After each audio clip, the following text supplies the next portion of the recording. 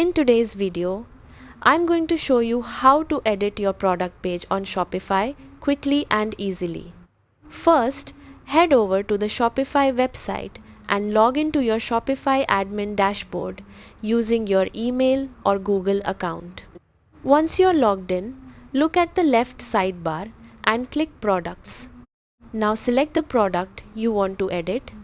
This will open the product editor where you can update your product title, description, pricing, inventory, images, variants, and more.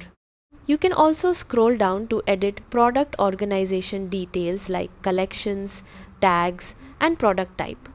If you want to update product images, simply click Add Media and upload new photos or videos. For SEO improvements, scroll to the Search Engine Listing section and click Edit Website SEO to customize your page title, meta description, and URL handle. After making all your changes, click Save in the top right corner. Your product page will instantly update on your Shopify store. And that's it. You've successfully edited your Shopify product page. Thanks for watching.